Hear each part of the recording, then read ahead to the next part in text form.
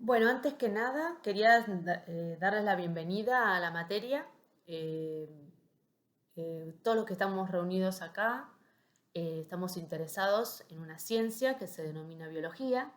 Y esta ciencia es la que estudia la estructura y el funcionamiento de los seres vivos. Al inicio, nosotros vamos a tratar de definir qué es aquello que tiene vida.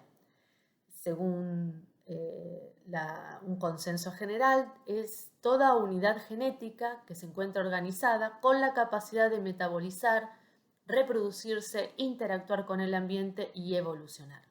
Entonces, todos aquellos organismos que son capaces de realizar estas funciones se consideran organismos vivos. Para realizar todas estas funciones hay una serie de reacciones que se reúnen bajo el nombre de metabolismo, que es toda la actividad química de un ser viviente.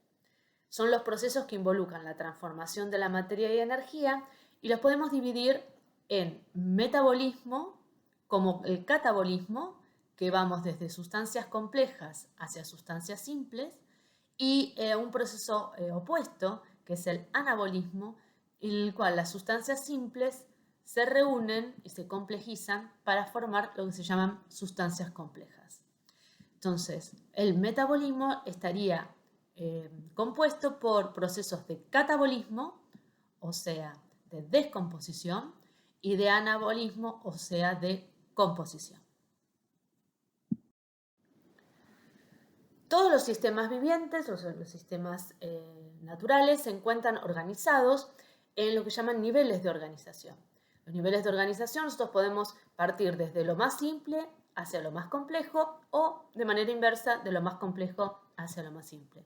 Como ustedes van a ver en la organización de esta materia vamos a ir desde lo más simple es una forma de decirlo, podemos ver que no es tan simple hablar de átomos y de moléculas, hacia las organizaciones un tanto más complejas en su forma de estructura y función.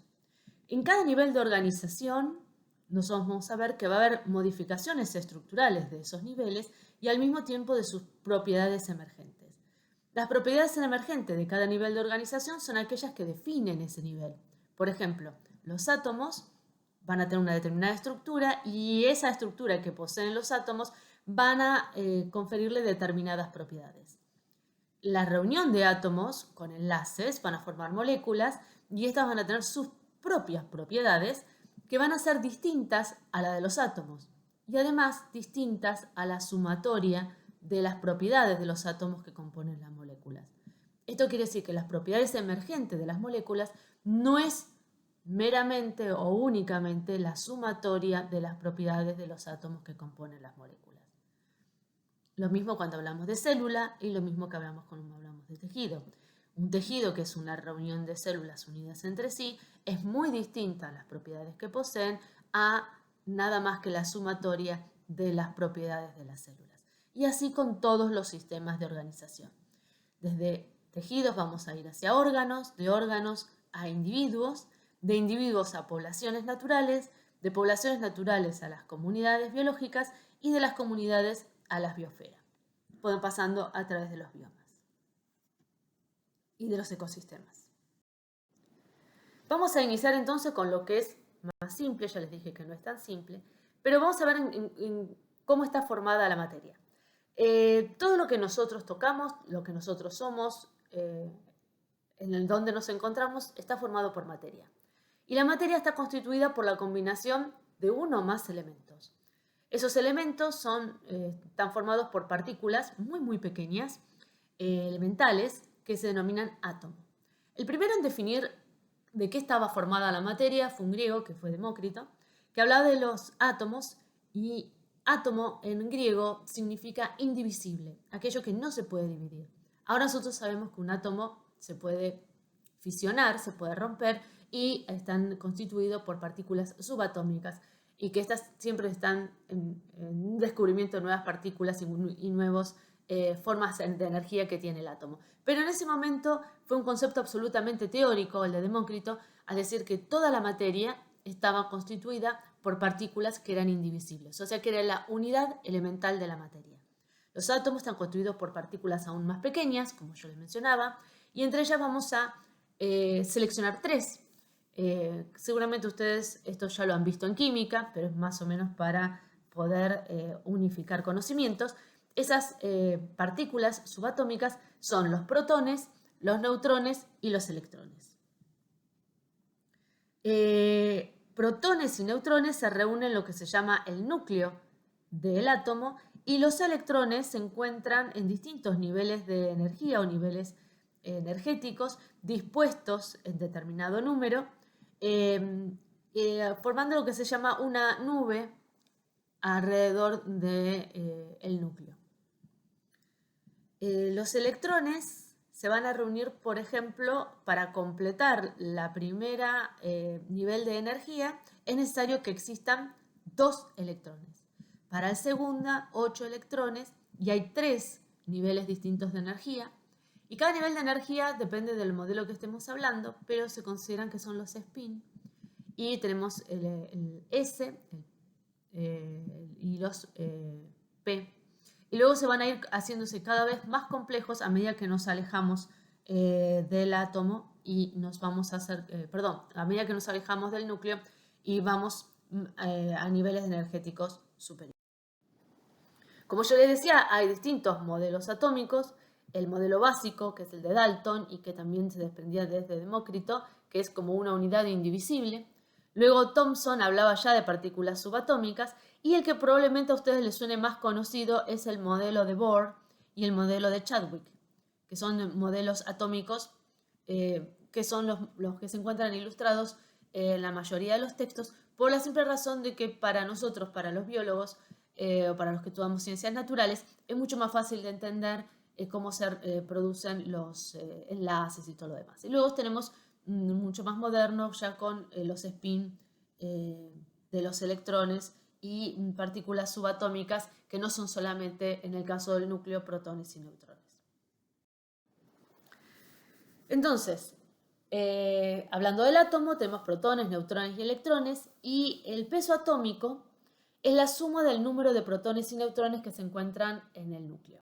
Cada elemento tiene un determinado peso atómico, y ese peso atómico va a estar, generalmente se encuentra expresado en una unidad que se llama Dalton, y va a ser porque más o menos pesan lo mismo neutrones y protones, y la diferencia entre ambos es que los protones tienen carga positiva y los neutrones, como su nombre lo indica, no tienen carga.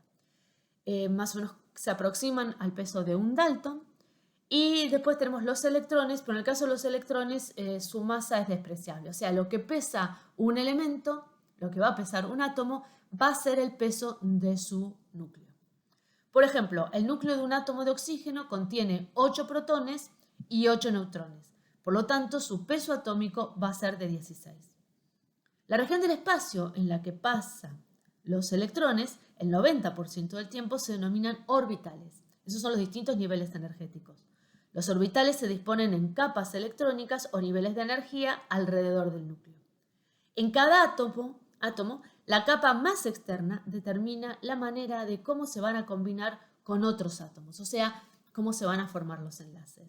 En este caso tenemos 4 niveles energéticos, y en esas capas electrónicas, en los niveles de energía, fíjense que la primera va a ser S, luego tenemos 2S, 2P, luego tenemos 3S, 3P, 4S, 3D, 3P. Eso va a depender del movimiento de los electrones, como va a ser el spin, o sea, el movimiento oscilatorio de los electrones, y vamos a ir en aumento del nivel energético. O sea, cuanto más capas energéticas o niveles de energía tenga un átomo, es que generalmente más grande va a ser el núcleo de ese átomo. Los elementos nosotros los podemos ver ordenados en lo que llaman la tabla periódica de Mendeleev. Esa tabla periódica van a encontrar, ustedes seguramente la han usado en el colegio y la van a usar en química. Se están ordenados los distintos elementos de acuerdo a su afinidad. Para tomar como ejemplo tenemos el hidrógeno y el helio. Y el hidrógeno, que es el más simple, el átomo más simple, tiene un único protón y un electrón, y no hay neutrones. En el caso del helio tenemos 2 electrones, o sea que únicamente tienen un único orbital, y en ese orbital van a estar orbitando 2 electrones. Entonces ese es, junto con el neón, el argón, el criptón, el selenio, el radón, y Dios sabe cómo es OG, no me acuerdo el nombre. Todos estos de acá se denominan gases nobles, y estos gases nobles se los denominan así porque no forman enlaces con ningún otro compuesto, con ningún otro elemento de la tabla periódica. En cambio, el hidrógeno tiene la posibilidad de formar un enlace porque tiene un único electrón, y tiene entonces, se combina con muchos de los elementos. Acá, por ejemplo, tenemos el hierro, que vamos a tener su símbolo, que es Fe, y el peso atómico, el número de electrones, cuál es el nivel de oxidación, etcétera, etcétera. Para ejemplificar más o menos una serie de distintos tipos de elementos que podemos encontrar en la tabla periódica y sus símbolos, esta es una tabla que elige alguno de ellos, y podemos ver el hidrógeno, el helio, el carbono, el nitrógeno, el oxígeno, el neón, el sodio, el fósforo, el azufre, el cloro, el argón, el potasio y el calcio. Y acá los símbolos que representan a cada uno de ellos. Este es el número atómico, o sea, la sumatoria de la cantidad, de protones que poseen, y el número de electrones en cada nivel. Fíjense que cuando el calcio sería el que tiene mayores distintos orbitales, el mayor número de capas electrónicas, y el hidrógeno es el de menor cantidad de capas electrónicas. Esto lo que responden es a las leyes del octeto, en el cual son 8 el número estable para hasta la segunda, tercera y cuarto nivel de energía, y si se encuentran incompletos estos niveles energéticos, tienen la posibilidad de formar enlaces. Todos los átomos de un elemento tienen el mismo número de protones en su núcleo. O sea, vamos a pensar en el carbono, van a tener todos ellos la misma cantidad de protones. En algunas ocasiones, diferentes átomos del mismo elemento, sigamos con el carbono, contienen diferente número de neutrones. O sea, que no tengan la misma cantidad de neutrones que de protones, sino que tengan más o menos. Estos átomos que difieren entre sí en sus pesos atómicos, o sea, en la suma de protones y de neutrones, pero no en sus números atómicos, o sea que siempre tienen el mismo número de protones, se conocen como isótopos del elemento. O sea, van a variar en el número de neutrones.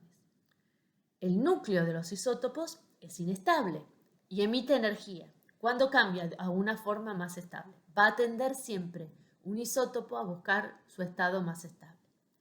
La energía liberada por el núcleo de estos isótopos que son inestables puede estar en forma de partículas subatómicas que se mueven rápidamente, de radiación electromagnética o en ambas formas. Realmente la emisión de radiaciones alfa, beta o gamma. Cuando los átomos entran en interacción mutua, de modo que completan sus niveles energéticos exteriores, se forman partículas nuevas más grandes. Esas partículas, constituidas por la reunión de varios átomos, pueden ser 2 o más átomos, se conocen como moléculas. Y las fuerzas que las mantienen unidas se conocen como enlaces.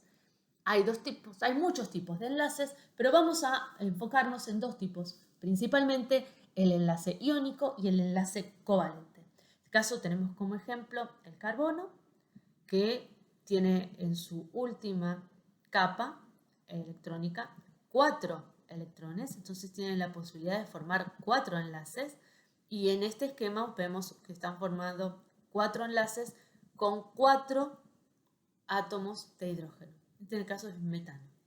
Aquí vemos otra forma de esquematizarlo, en este caso es de carácter tridimensional, teniendo en cuenta los ángulos en los cuales están dispuestos los enlaces.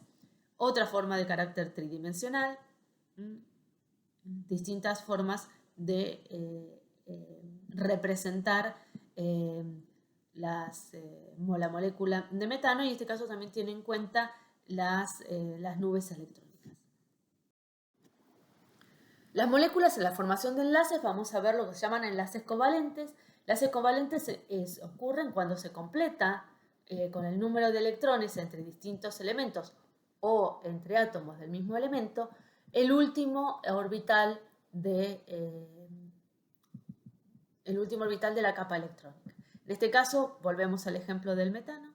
Tenemos el carbono, que tiene 1, 2, 3, 4 electrones. Para ser estable tendría que tener 8, o sea, para no formar enlaces tendría que tener 8. Y el hidrógeno, que como vimos, tiene un solo electrón. Entonces, lo que hace el hidrógeno es completar la última capa de electrónica, formando en este caso una molécula de metano. Los enlaces covalentes son enlaces muy fuertes, o sea, es necesario incorporar mucha energía a las moléculas para poder romper este tipo de enlaces. En el caso de los enlaces iónicos, las moléculas en la formación de los enlaces iónicos es cuando no se comparten electrones, sino que hay una transferencia de un electrón de un elemento hacia el otro. Por ejemplo, en el caso del cloruro de sodio. El cloro es un átomo con un núcleo más grande que en el caso del sodio y por lo tanto cede un electrón, se va a ver atraído por el núcleo del cloro y el sodio va a quedar con un electrón cedido y por lo tanto se va a hacer va a estar cargado en forma de carga positiva, va a ser un cation y un ion positivo. Y en el caso del cloro, como gana un electrón, va a ser un ion con carga negativa. Este es el cloruro de sodio, cloruro sódico, que es la sal de mesano. Cuando nosotros disolvemos, ponemos en agua, sal, esta se ioniza inmediatamente, o sea, aparecen cationes y aniones separados. Por lo tanto, este tipo de enlace es un enlace que es mucho menos fuerte, más débil que el enlace covalente. Entonces, como resumen, podemos ver la diferencia entre un enlace covalente y un enlace iónico, en el cual lo que hacen en el enlace covalente es compartir electrones entre átomos, ya sean del mismo o distinto elemento, y en el caso del enlace iónico hay una transferencia de electrones generándose iones positivos, iones negativos. Ion positivo es el que va a ceder el electrón y el ion negativo es el que va a ganar el electrón. Uno se denomina cation y al otro anión. Para que ustedes vean, tomamos como ejemplo en su composición a un ser humano, a una planta, caso una alfalfa, y a una bacteria. Vamos a ver que la composición y proporcional también, o sea, no solamente los tipos de elementos que componen o constituyen esos organismos, sino también la proporción, o sea, la cantidad que hay de cada elemento en cada uno de estos organismos, es más o menos la misma. Fíjense que lo más abundante es el oxígeno, luego le sigue el carbono, luego tenemos el hidrógeno y después en mucha menor proporción el fósforo y el azufre. En cambio, esas proporciones se mantienen en todo lo demás. O sea, estamos emparentados con todos los demás organismos en la composición de nuestra materia.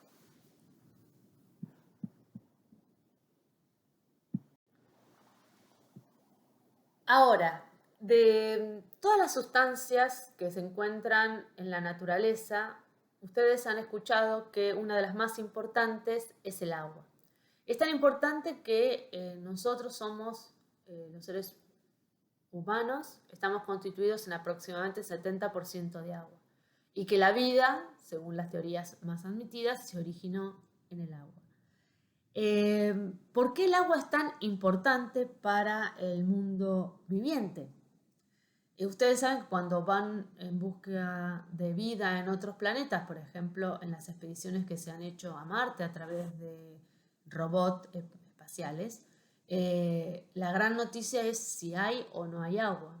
Y eso es sinónimo si hay o hubo vida en el planeta, en un planeta que no sea la Tierra. Eso tiene que ver porque el agua tiene determinadas propiedades que posibilitan la vida que se constituya la vida, ya sea en la Tierra o en cualquier otro planeta. Y es lo que pasó al inicio de la Tierra.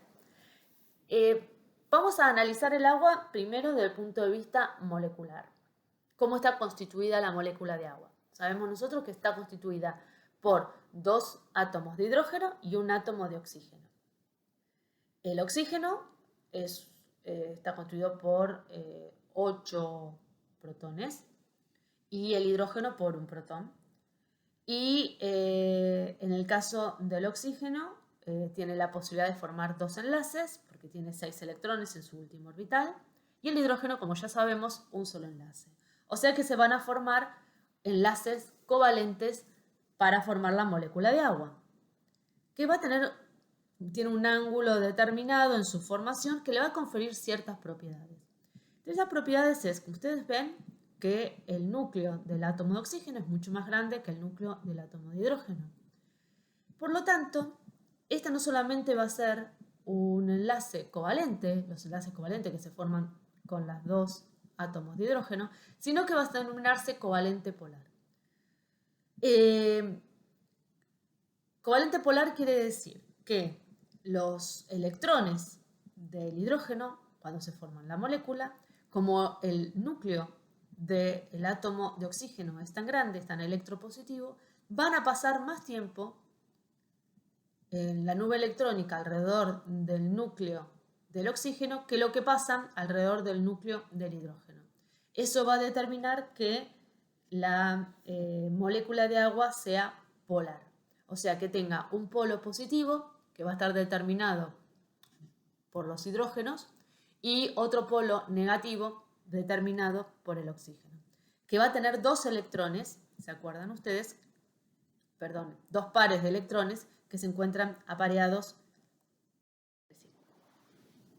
Entonces, para determinar la polaridad de la molécula de agua, tenemos que el oxígeno va a ser electronegativo y los hidrógenos electropositivos. Hay un enlace covalente polar por diferencia de electronegatividad y 2 pares de electrones que no forman enlaces, que son los del oxígeno, con los átomos de hidrógeno, le van a conferir ese núcleo, ese polo negativo, a diferencia del hidrógeno que va a constituir 2 polos positivos. La densidad de electrones siempre va a ser mayor alrededor del átomo de oxígeno que alrededor de los átomos de hidrógeno en la molécula.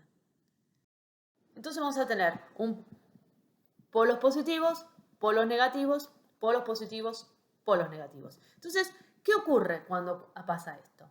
Que entre moléculas de agua se va a formar lo que se denomina puente de hidrógeno. Tenemos los enlaces covalentes entre el hidrógeno y el oxígeno, como vemos acá, pero además se forma otro tipo de enlace que se llama puente de hidrógeno, que es de atracción electrostática entre el polo negativo de una molécula de agua con el polo positivo de otra molécula de agua, y eso permite que el agua sea el solvente universal, o sea que puede disolver la mayoría de las sustancias. No solamente eso, determinar que el agua es un continuo, o sea, nosotros abrimos la canilla y vemos un chorrito de agua o que queda la gotita adherida a la canilla una vez que la cerramos, estaba determinado por esto, por que las moléculas de agua se encuentran unidas entre sí. La formación de los puentes de hidrógeno le van a conferir al líquido del agua, al agua líquida, y a sus otros 2 estados, el gaseoso y el sólido, propiedades que van a ser compatibles con la vida. Y no solamente compatibles con la vida, sino que han posibilitado la vida.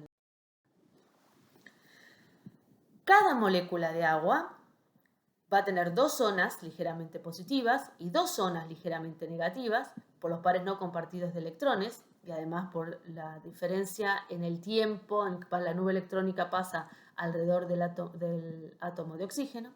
La posibilidad de cada molécula de agua de formar 4 enlaces de 4 puentes de hidrógeno.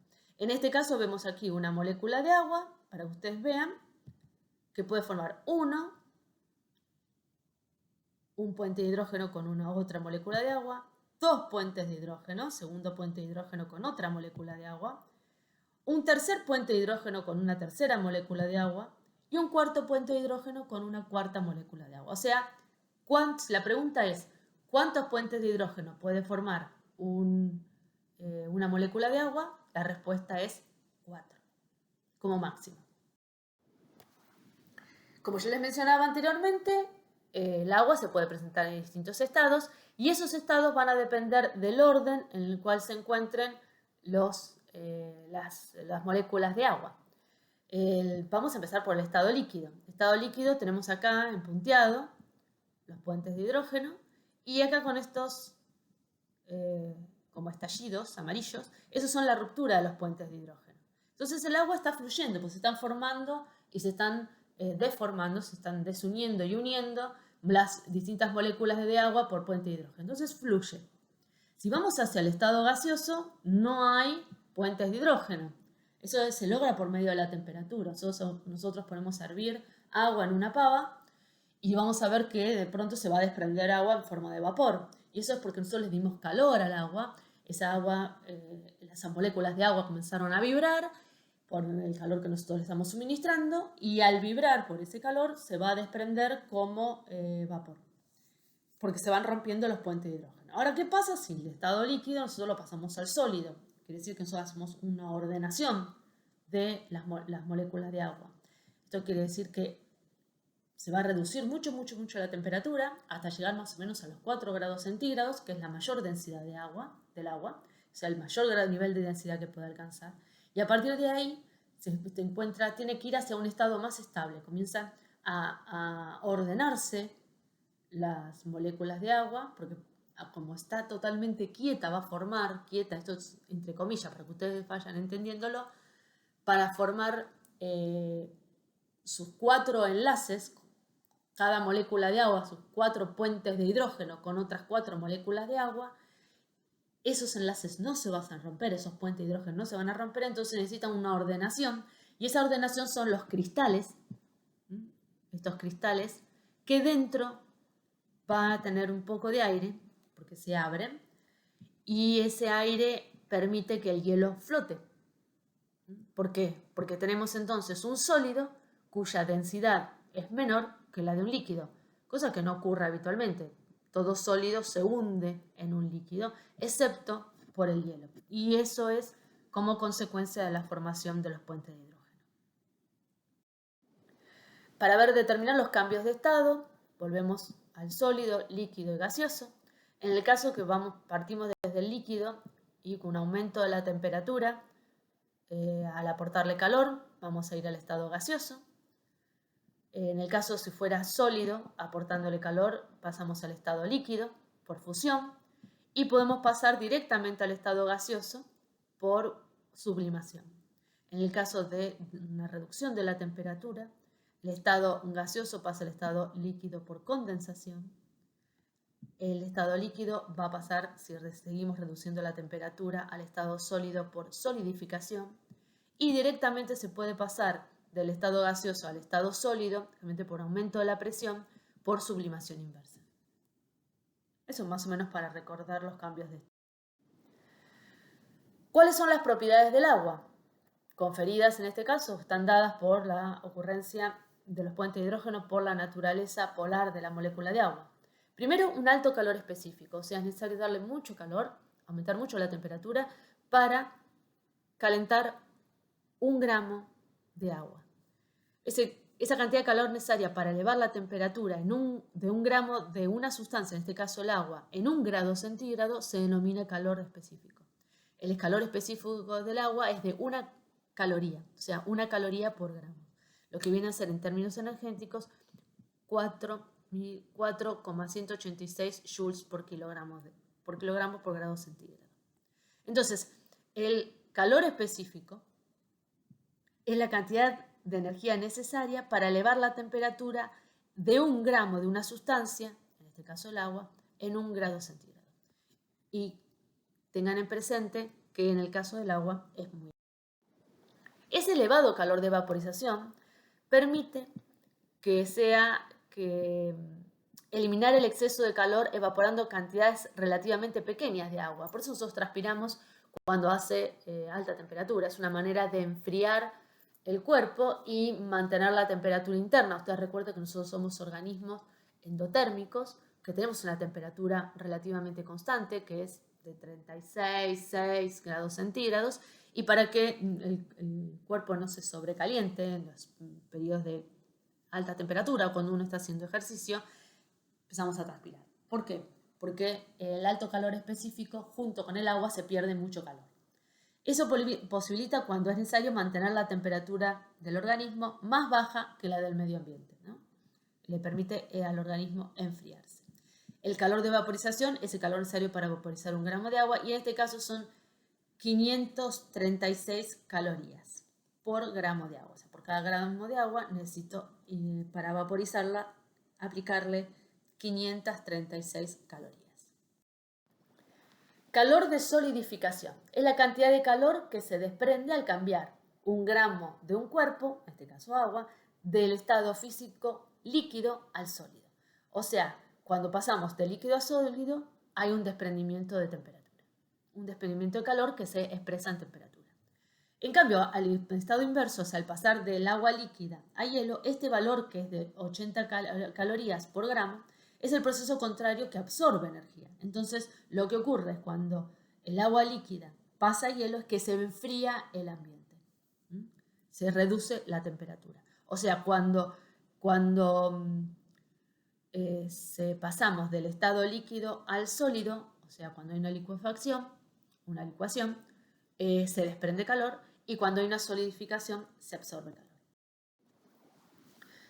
Por estas características, el agua funciona como un termorregulador ambiental. Ustedes saben que en las regiones costeras generalmente el clima es mucho más benévolo, es menos extremo, las temperaturas no son ni tan frías ni tan cálidas, y eso tiene que ver con la capacidad de regular la temperatura que tienen las grandes masas de agua. El agua es un material idóneo para mantener constante la temperatura, absorbiendo el exceso de calor o cediendo energía. Como es necesaria mucho calor para elevar la temperatura del agua, tarda más en calentarse que la tierra, que en este caso el continente, entonces, o la costa. Entonces, por ejemplo, durante el día, la superficie del agua se encuentra más fría que la superficie terrestre o la región costera, que se calentó más rápido. Entonces, como aquí se genera un centro de alta presión, sube el aire, porque el aire está caliente, sube, es menos denso, y va a ser reemplazado por el aire que está sobre la superficie del mar o sobre la superficie de cualquier masa de agua, lo que se denomina una brisa, y eso va a enfriar la tierra. Es esa brisa marina que uno agradece durante el verano. ¿Qué ocurre durante la noche cuando hace frío? La superficie del mar se encuentra más cálida que la parte costera, porque tarda más en enfriarse por el alto calor específico de la molécula de agua. Entonces, el aire, que es más denso cuando está más frío, se desplaza hacia las zonas en este caso, de alta presión, que van a ser sobre el mar, sobre la masa de agua, que el aire va a ir elevándose, y entonces ese aire que va elevándose va a chocar sobre la zona costera y va a reducir la diferencia de temperatura con el mar o con la zona de gran. El agua es una sustancia típica, pues su densidad en estado sólido es menor que en estado líquido, como ya lo había mencionado previamente. Fíjense que el vapor de agua, que está a 100 grados centígrados, tiene una densidad de 0,96 gramos por centímetro cúbico o por mililitro, es decir, lo mismo. El agua líquida, estando en su máxima densidad, que es a 4 grados centígrados, es de 1 gramo por centímetro cúbico. Y el hielo, hablando ya a un nivel de temperatura muy bajo, menos 30 grados centígrados, fíjense que es levemente menos denso que el agua líquida en su máxima densidad, 0,98 gramos por centímetro cúbico. Eso determina que el hielo flote. Y el hecho que el hielo flote, que no haya vida en los mares, ¿no es cierto? La densidad de los líquidos aumenta a medida que baja la temperatura, pero solo hasta los 4 grados centígrados, como yo les había dicho, es la de máxima densidad. A esa temperatura, cada molécula forma enlace de hidrógeno con otras 4 moléculas de agua, y fíjense que acá tenemos la temperatura, tenemos la máxima densidad,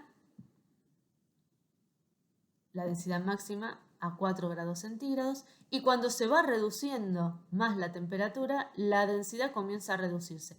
Eso es porque se forman los cristales de hielo, y esos cristales de hielo, que son tetraédricos, hay aire. Entre los cristales de hielo hay muy poquito, pero suficiente aire para que sea menos denso que el agua líquida y que el hielo flote. Eso hace que pueda haber vida debajo del hielo, ¿no? Quiere decir que si no ocurriera así, si no fuera más denso, si fuera más denso el hielo que el agua líquida, nosotros tendríamos, el congelamiento ocurriría desde la profundidad hacia la superficie, imposibilitando la vida en los mares, por ejemplo, en las zonas más frías. Tampoco se generarían corrientes de agua, corrientes marinas, eso es para agregar al tema. Pero fíjense que el hielo al flotar permite que debajo de una temperatura del aire de menos 10 grados centígrados, debajo del hielo, o sea, 0 grados centígrados, luego vamos a estar más o menos a 4 grados centígrados y es una temperatura que muchos animales pueden soportar. Muchos organismos vivientes, animales, plantas pueden soportar. Otra de las propiedades del agua tienen que ver también con la cohesión que hay entre las moléculas de agua gracias a los puentes de hidrógeno. Y tenemos la tensión superficial. En este caso, la tensión superficial es la capacidad que tiene el agua de formar como una película. Esa película que esa resistencia, por ejemplo, cuando nosotros nos zambullimos en una pileta, sentimos como un golpe. Esa película se genera una resistencia al choque con otro cuerpo. O lo que nos permite jugar a hacer patitos, ¿no es cierto? Eso se llama tensión superficial. El hecho que podamos arrojar, hacer un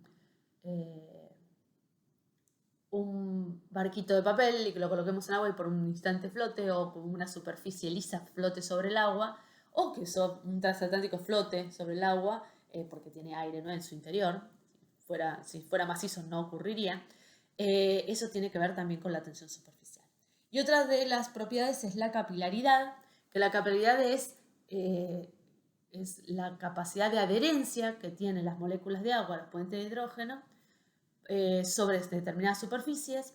En este caso podemos hablar de la celulosa, los tejidos de las paredes celulares de las plantas, de las células vegetales, que les permiten subir sobre unos como pequeños cañitos que vamos a ver más adelante, que se llaman los vasos del xilema, y a través de lo que se llama diferencia en el potencial agua, que lo ayudan por medio de una especie de proceso de transpiración, ir desde las raíces hacia las partes de donde se encuentran las hojas y en estructuras vegetales tan altas, tan grandes, como en el caso de una secuoya, por ejemplo.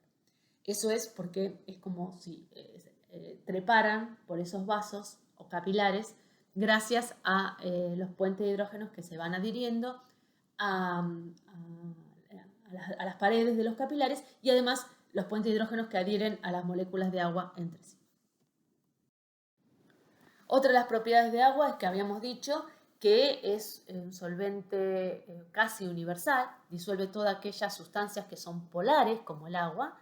En este caso, las moléculas de agua pueden disolver la sal de mesa, el cloruro de sodio, que se acuerdan que yo les había comentado que tienen la capacidad de ionizarse.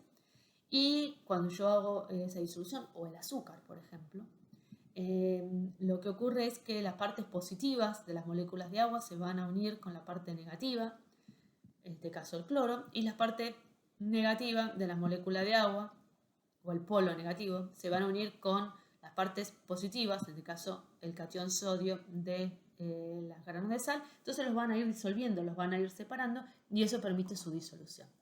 Se disuelve sustancias polares o con cargas llamadas hidrofílicas, y no es solvente de sustancias apolares, o sea que no tengan polaridad, o sustancias hidrofóbicas, por ejemplo una grasa o cualquier tipo de lípido.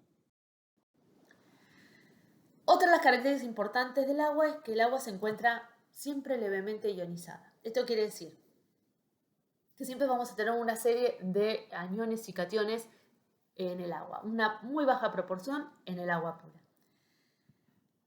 Fíjense, nosotros tenemos, por ejemplo, el puente de hidrógeno uniendo dos moléculas de agua y en el caso del oxígeno hay un hidrógeno que se encuentra más unido a ese oxígeno y que tiene la capacidad de este hidrógeno de mantener, de este oxígeno de mantener sus dos hidrógenos y cederlo a la otra, momentáneamente cederlo a la otra molécula. Entonces vamos a tener una parte de la molécula de agua que se va a encontrar con un hidrógeno sin un hidrógeno, o sea, por defecto, y otra parte de la molécula de agua que se va a encontrar con un hidrógeno de más. Eso es momentáneo. Fíjense que acá las dos flechas son iguales, pero en realidad es muy baja la proporción de agua que se encuentra ionizada, o sea, en este estado, que podemos expresarlo como un oxidrilo con carga negativa y un catión con carga positiva. En un volumen de agua pura hay un volumen muy pequeño y constante de moléculas ionizadas de esta manera. En este caso hablamos de un protón. Entonces el proceso de ionización del agua, y acá sí las fechas están bien, tenemos que la molécula de agua se puede ionizar, es una manera de expresarlo, en un protón más un oxidrilo. Es una parte cargada positivamente y otra negativamente, pero en muy baja proporción. ¿Cuál es la baja proporción? De un volumen de 1 litro de agua pura, solo vamos a tener 1 por 10 a la menos 7 moles por litros ionizados. O sea, 1 dividido 10 a la 7. O sea, un 0 continuado por 6 ceros y un 1. ¿Sí? Es muy baja la proporción en la cual se encuentra ionizado. Y eso se expresa en el pH. El pH del agua pura, ustedes saben que es 7, que se denomina que es un pH neutro. O sea, cuando hablamos de pH neutro, decimos que hay la misma cantidad, la misma proporción de protones que de aniones. O sea, la misma cantidad de oxidrilos que de protones, hidrógeno. Vamos a definir pH. pH es una escala utilizada para medir el grado de acidez de cualquier solución y está definido como el menos logaritmo de la concentración de protones. Eso es el pH. Y en moles por litro. Como es el menos logaritmo, es 1 sobre el logaritmo de la concentración de protones. Las sustancias que incrementan la concentración de protones en una solución se denominan ácidas y las sustancias que reducen la concentración de protones se denominan básicas o alcalinas.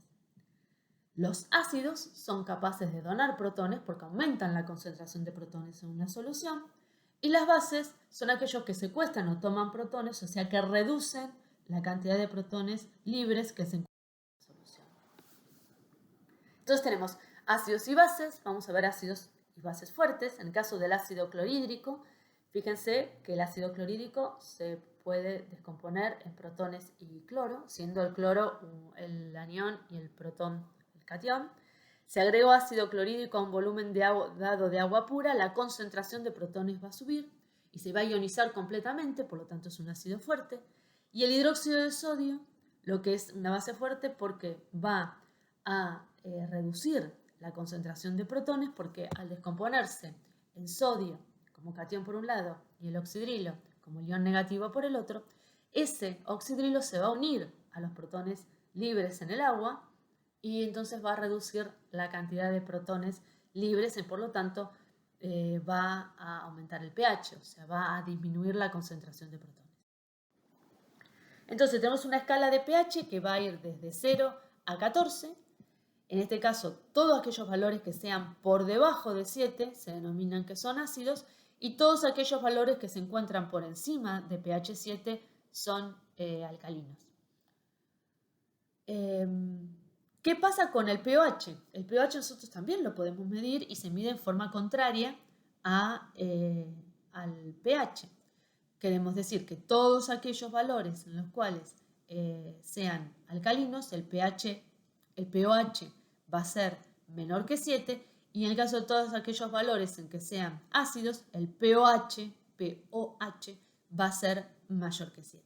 7 entonces va a ser el valor neutro, o sea, la misma proporción, la misma cantidad de oxidrilos que de protones o hidroxilos, y se encuentra en lo que se denomina agua pura. O sea, agua pura quiere decir que no tiene ningún soluto exterior. Ahora, vamos a hacer unas pequeñas cuentitas. Si nosotros sabemos que la suma del pH más el pOH es igual a 14 y el agua pura, su pH es 7, entonces, ¿cuál va a ser su pH? 7, ¿no es cierto? Porque tenemos que restarle 7 a 14. Una solución, vamos a poner un problema, una solución de hidróxido de sodio posee un pOH de 5. ¿Cuál va a ser su pH? Y vamos a complejarlo un poquito más. Vamos a pensar que hay una solución cuya concentración de protones es de 1 por 10 a la menos 9 moles por litro. ¿Cuál es la concentración de oxidrilos en esa solución? Bueno, pueden pensarlo un ratito. ¿Ya lo pensaron? Bien, entonces, ¿qué hicieron? Porque la solución es 9 para el primero.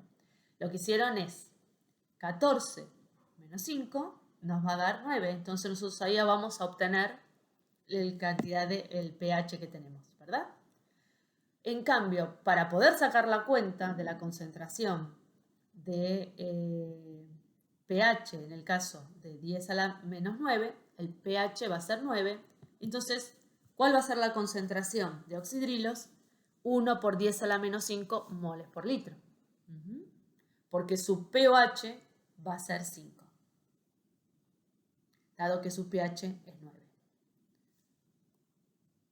Practiquen este tipo de problemitas y les va a clarificar bastante lo que es poder calcular pH. ¿Cuál es el pH ideal en las actividades biológicas? Y eso va a depender de los organismos y además de los organismos, qué funciones estemos hablando. O sea, no hay un pH único para cada organismo, cada tipo de organismo, ni tampoco dentro del mismo organismo para cada órgano o cada sistema de órganos. Vamos a tomar como ejemplo, en este caso, el sistema de órganos del sistema digestivo. Muchas funciones biológicas operan únicamente de manera óptima a un rango determinado de pH y eso va a estar determinado por la función de las enzimas. Es algo que vamos a ver más adelante. O sea, entonces, aquellas proteínas que metabolizan o catabolizan sustancias. El pH, por ejemplo, de la cavidad oral, de la boca, oscila entre valores que están neutros o levemente básicos. Una enzima que nosotros tenemos en la boca se denomina amilasa, que hace el proceso de predigestión, va a actuar a los 6,8, 7,5, va a ser su pH óptimo para poder cumplir su función. En cambio, en el estómago el pH baja muchísimo hasta valores de mucha acidez, siendo 1,5 o 2 el pH. Y cuando vamos al intestino delgado ya comienza a aumentar el pH nuevamente, yéndose más cerca de lo básico, o sea, levemente ácido. Y luego ya en el intestino grueso, en el colon, el pH es básico, neutro, tirando a básico. ¿No? Eso va a variar entonces de acuerdo a la función de los órganos que estemos hablando.